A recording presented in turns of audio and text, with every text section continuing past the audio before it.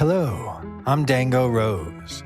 Welcome to the Mountaineer Podcast, where everybody's listening.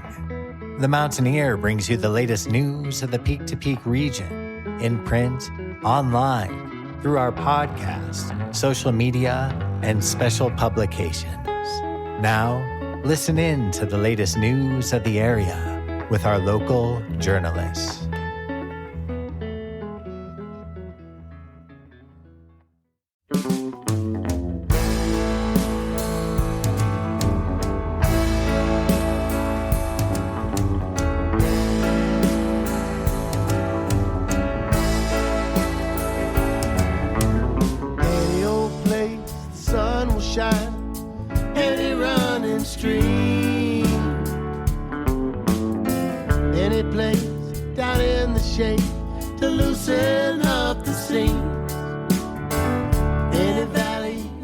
The song that you are currently listening to is called Mary Ann. It's the opening track from the debut album by DeLovely's, Great Horizon, which will be coming to all streaming services very soon, but is currently available on Spotify, on YouTube Music, and as a CD. Be sure to learn more about the album and the band by heading to the band's website at deloveleys.com. They'll be performing at the Jamestown Mercantile very soon to celebrate the album with the entire 7-piece band. More details later in the podcast. Any hand you choose to take to walk you through the dance, you'll go whirling through the dark. Yeah, you're just gonna have to take that chance. Mary Ann, you got no place to be. Happy Easter, everybody! My name is Jamie Lammers, and welcome to Music of the Mountains, where to be and what to see, brought to you by the Mountaineer Podcast. With this episode, I should finally be caught up on all of the big episodes I've been working on over the last couple of weeks, and I might take a little bit of an editing breather after this particular episode. For today, though, I'm going to get into our announcements, which will hopefully be more streamlined than they have been, and then get right into this week's interview. If you haven't subscribed to The Mountaineer yet and you're looking for something new to subscribe to, then please head to the mtnear.com and click on the subscribe button in the top right corner of our homepage. From there, you'll get full access to our digital archive and scanned copies of the physical newspaper, or you can receive a subscription in your mailbox or send one to someone that you love. We're currently looking for new DJs for Season 5 of the Mountaineer Podcast. If you're interested in being involved in the podcast in any way, shape, or form, then email our editor-in-chief, Barbara Hart, at info@themountaineer.com and or myself at media@themountaineer.com, and we'll get something sorted for you. We are still accepting submissions for our 2025 Poetry Contest. Poems will be published throughout the rest of April, National Poetry Month, with a Reader's Choice poll to vote for your favorite poem. If you want to submit today, then head to the mtnear.com/forms/it's-your-turn. And finally, promotional announcements brought to you by the Mountaineer. Looking for a unique advertising opportunity? The Mountaineer Podcast may be a perfect fit for you. Our podcast reaches local listeners at least 3 days each week. We can create your podcast commercial for you, or you can submit your own. Contact Amanda McDonald for additional information. Her email is adsales@themountaineer.com, and her cell is 720-960-2900. Have you checked out the Mountaineer YouTube lately?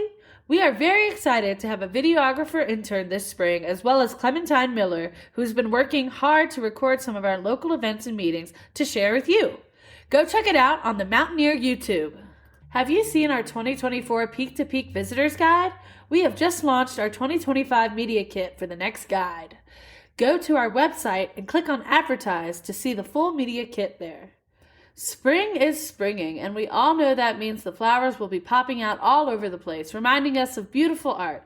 That also means it's time to start thinking about the 2025 studio tour. Go to our website and click on special sections to view the 2024 guide and prepare yourself for this year's edition. All right, now let's get into this week's interview. Our guests this week, do you mind introducing yourself real quick? Sure. My name's Erin Friedman, and I'm a singer with the Lovelies. I'm Rob Pate. I play guitar, and I sing with the Lovelies, too. So you guys are celebrating the release of your debut album at the Jamestown Mercantile very soon. Yes, we played there a couple times, and we had a great reception. I think we're going to kind of have like a little CD release up there. We haven't released the CD up in Ned or Ward or Jamestown yet, so this is a really good opportunity to release the record among the people that we want to be playing for in the future. When we designed the band, we wanted to make it a band up in the mountains, playing for the people that are kind of isolated up there. They have their own individual scenes, so we wanted to go up there and play for them and develop a nice little group of people that we interact with musically up there. Yeah, and this is the first time we're bringing the full band up. We did it with the trio before, so this is going to be a full band show, which is always really fun. So wait, how many players are in the band? So we'll have the full rhythm section with keys and horns, and we will have 3-part harmonies and singing. Yeah, it'll be a 7-piece. Those 7 members are Rob Pate, guitarist and vocalist, Erin Gael Friedman, vocalist, Duane Webster, bassist and vocalist, Ryan McCurry, keyboard player, Mike McCloskey, saxophone player, Nate Bitter, trombone player, and Colin Mahoney, drum player. So how long has The Lovelies gone on as a band? For just over a year, we had kind of our first inaugural show at the Gull Hill Inn for the New Year's. We were on for support with Drunken Hearts, and it went really good, man. That was kind of our first big gig. We'd done some smaller stuff around because the band is so big. We rehearse in sections, and we also gig in sections. So not every gig can pay for the full band, but we can bring a smaller unit and be making plenty of progress for the complete picture. When you have a band that's a 7-piece and you have all this new stuff, you can't really bring everybody to the rehearsal all at once, or it's just going to be chaos. So we do things in sections, and a lot of times we gig in sections or smaller bands. And then, yeah, we've been playing at License One, the St. Julian, and Oscar Blues, and places that we can bring the whole full band. So the full band has a lot of experience, and we recorded the album with the full band, but it kind of depends on the venue whether we bring the 7-piece or not. Now, Jamestown is a smaller venue, but I don't know. We also like bring in more than we need, too, just because I believe that's the best way to have people remember what they were seeing. And what's the development of the band been like since you started just over a year ago? Been pretty great. You know, we started kind of as a vocal section, and we got a repertoire of swinging blues and swing tunes, original material. That was our first year. We were kind of doing a lot of swing, a lot of original, and some blues. And then Erin brought a new list of songs that were from the 50s and 60s New Orleans R&B repertoire, and our band is built for that repertoire. That era of New Orleans recording was harmonies, full rhythm section, and horns. Erin was like, well, that's what we've got. We might as well do a bunch of old 50s and 60s New Orleans R&B, and Erin sings the heck out of all that stuff. So that's what we've been doing this year. We have some like Brazilian and Cuban rhythmic influences that are moving in, so that gives us a chance to do parts of our original repertoire that are a little more versatile. So the band is really developing really nicely in terms of nuance and chemistry and awareness of everyone's potentials and strong suits, and yeah, playing to the strong suits pretty heavy this year. I also want to talk just a little bit about the album that we recorded in August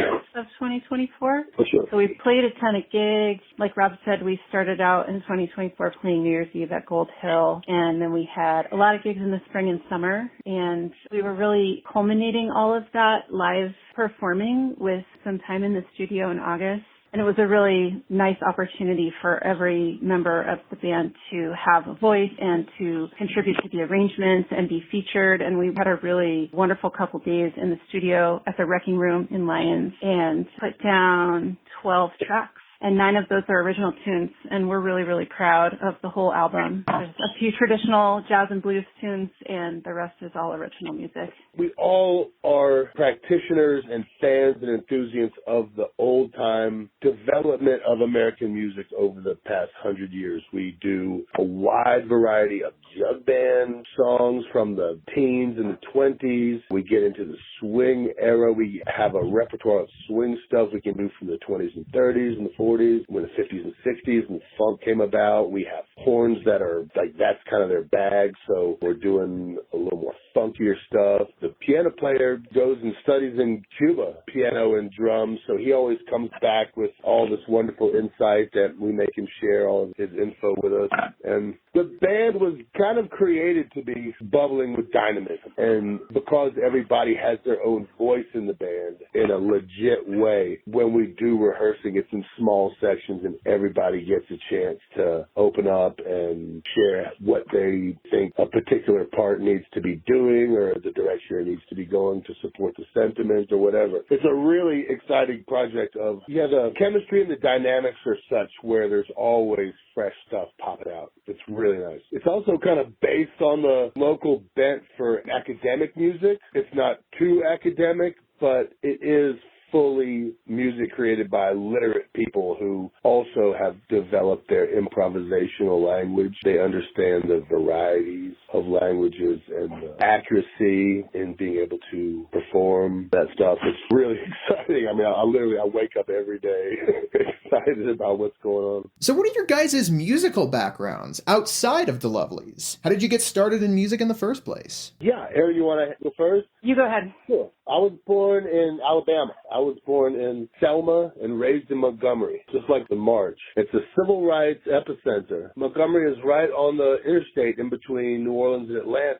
So we get amazing music that goes through that town. And because it's kind of a pass-through town, you wind up with musicians that wind up playing unpromoted gigs in restaurants that by the end of the night they're packed up because it's some star from Atlanta or some star from New Orleans or whatever. It's like one of those sleepy music scenes that is really rich. We have a HBCU there, Alabama State, and they have this ridiculous marching band. So the musical culture in Montgomery is sleepy, but it's really rich. So yeah, I was born in Alabama, raised in Alabama. The education there is kind of low, but there's a great culture, so that is a sufficient consolation. But also I was lucky to grow up in a secular household, and that goes a long way in terms of personal development over the years, being from a place like that. And yeah, I just grew up listening to ragtime mainly. I like old-time music. At this point in the interview, Rob's internet started cutting in and out for the next 30 seconds or so he's really hard to understand. I'll recap what he said in those 30 seconds really quickly. Once he started teaching himself guitar and realized just how much music he liked was influenced by ragtime, he started delving more into ragtime styles, which he says is the basis for his musical development. But what about you, Erin? Where did you get started in music? I like listening to Rob talk about his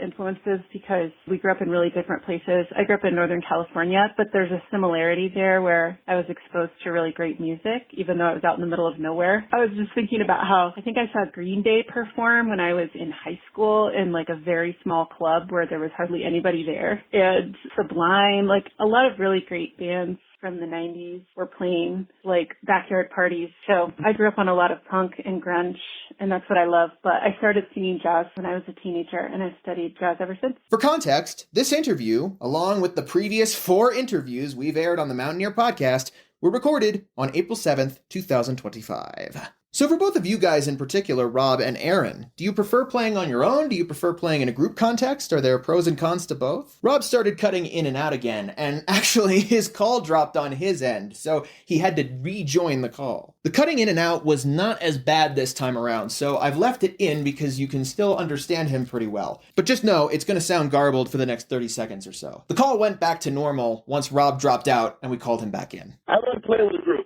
I've done plenty of solo shows, and it's always a lot of work. And while there's a nice groove you can get into as a singer-songwriter with performing a solo thing because you can be in charge of your tempos, but it is a lot more work. And, when you play with a band, you have all sorts of lines of communication in which you're engaging in. And to me, that's exciting. Yeah, I love playing with the band. The band is my preferred. Yeah, I would agree that it's so much fun having the group dynamic. I mean, we play as the Lovelies as a duo, and there's something really, really special about playing as a duo and singing harmonies. We play as a trio frequently, and then all the way up to the 7-piece band. So I think there's value in each configuration, and I learned something new from each configuration. I love it all.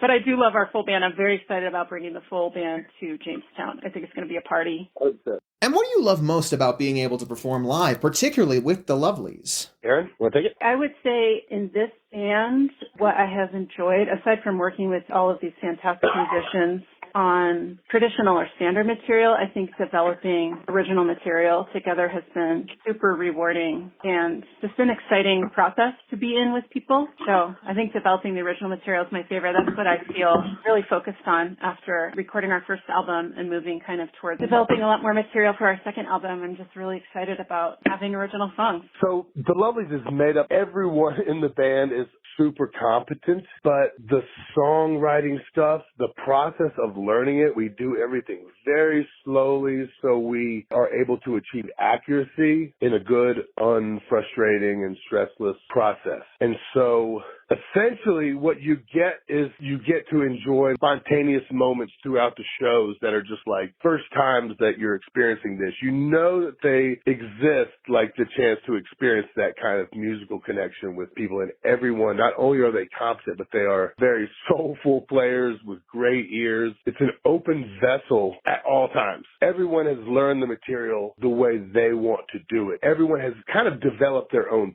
part, and so everyone is invested in their work at every moment of the show. And so it's designed to have that kind of an impact where people, the audience, gets to experience well-tuned spontaneity. That's what an audience is looking for. Sometimes they're looking to watch you crash and burn, but the greatest feeling that I've gotten as an audience member is being able to look at something with that level of dynamism, that level meaning, or something that is compelling to experience, whether it's in the music or in the communication that's going on with the players. Mm-hmm. It's designed to be highly dynamic. And if you can do that in an authentic way, it's going to resonate in the connection of the players. And it makes people happy. It makes people want to dance.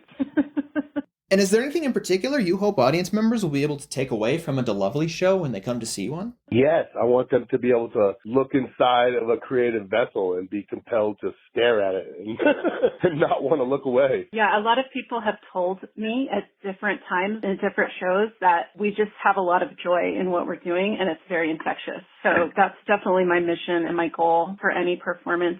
Well, in general, is there anything else about The Lovelies and the upcoming album release or any other shows on the horizon that you want to add? Yes, the album is great. I've sent the album across the country to my friends that live in other parts of the country who are involved in music scenes and been getting very positive responses, been selling a bunch of them. Yeah, it's been nice. Yeah, we love sharing the album. It is going to, currently we have it on CD and it is going to be on streaming. At some point it's kind of in the queue to be on streaming, but I do want to just give a little preview of some of our other upcoming shows. Rob and I are going to be playing as a duo for a wine walk, which I'm not exactly sure what a wine walk is, but a lovely evening springtime event at Dairy Block in Denver. And that's this coming Sunday, the 13th from 3 to 6. That should be fun. And then we're going to be at Jamestown with the full band on Friday, April 25th. In May, we've got a nice run of shows coming up. Longmont, Denver. We'll be down in Manitou Springs, also in Boulder. And our website is thelovelies.com. So easy to find us and check out the shows that might be coming up close to folks. In that case, I think those are all the big questions on my end. Thank you. Thanks for chatting with us, Jamie. Thank you, Rob and Erin, so much for coming on board and joining us for the podcast. The Lovelies will be performing a full band show celebrating their debut album, which is called Great Horizon, at the Jamestown Mercantile, located at 108 Main Street in Jamestown, on Friday, April 25th, 2025, starting at 7 p.m. You can listen to the album now on Spotify and YouTube Music. To learn more about the group and their other projects, be sure to head to their website at delovelies.com. And now, for this week's Music Mentions. Head to the Gold Hill General Store, located at 531 Main Street in Gold Hill on Saturday, April 26th, starting at 7 p.m. to see Canyon Collective performing live. To learn more about the group, check out our previous 2 episodes of the Mountaineer Podcast for a special 2-part Music of the Mountains episode focusing on that performance. Head to Howlin' Wind Brewing and Blending, located at 51A Main Street in Rollinsville on Saturday, April 26th, starting at 5 p.m. to see Solvera performing live, and on Sunday, April 27th, starting at 4 p.m. for an open bluegrass jam.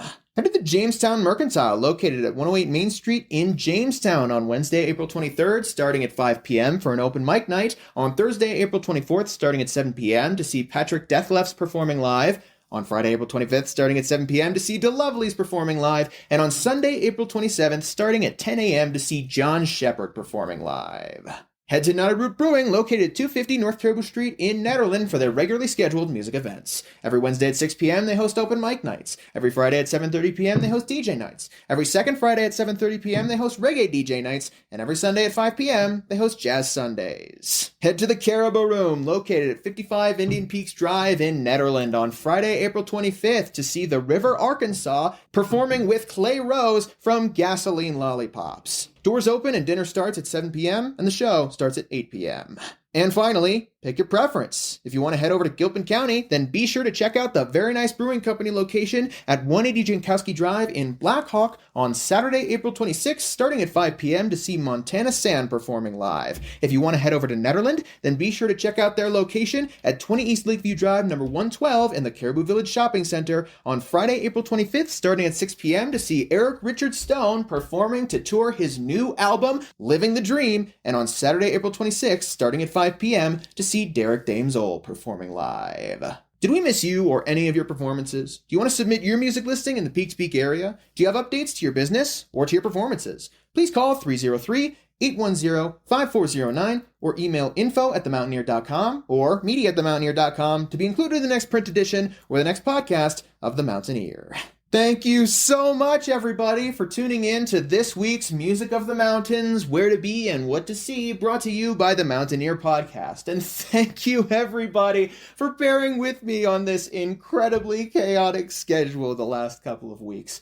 I'm going to try and take a bit of a breather for the next couple of days. Hopefully, I'll be able to get a segment out with our regular correspondent, Marianne Rosen, and maybe some audio library segments of the podcast. But I don't think I'm going to be editing another segment myself until the next Music of the Mountains episode. In the meantime, if you want to share this episode or others around with whoever you see fit, then be sure to head to the mtnear.com and scroll near to the bottom, or head to our podcast's main hub at the mtnearpodcast.buzzsprout.com to see a full archive of all of our episodes. If you're interested in being involved in the podcast in any way, shape, or form, then remember to email Barbara Hart at info@themountaineer.com and or myself at media@themountaineer.com, and we'll get something sorted for you. If you want to give us general or specific feedback on any of the podcast episodes, then head to the description of an individual podcast episode and send us a text. We'd love to hear from you. And finally, we're now putting all of our big links into those episode descriptions as well. There are episode descriptions that are consistent through every episode of the Mountaineer Podcast, and you can find all of our important information there. A link to our primary website, a link to subscribe to the Mountaineer newspaper online, our Facebook, our Instagram, our YouTube channel, where you can now watch video content and listen to the Mountaineer Podcast, and the podcast's main hub on Buzzsprout. I'll see you guys next time for the next episode of the Mountaineer Podcast. Have a great rest of your day!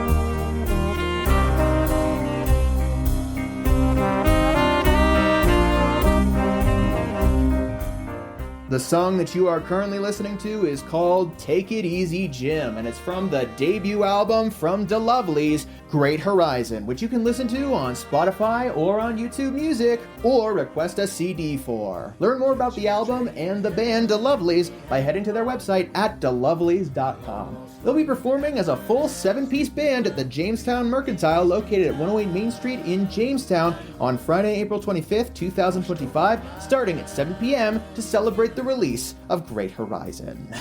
Take your way out your grave, leave that dust upon the ground. Choose the way to which you're bound and vanish in the air. Hitting the trail, driving nails, shaking the trees that will.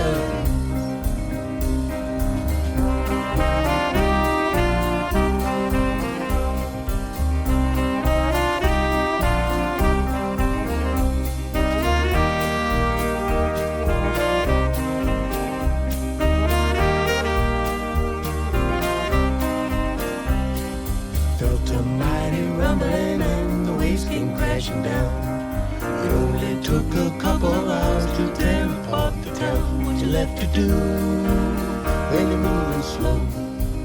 See, after a while, buried under a pile.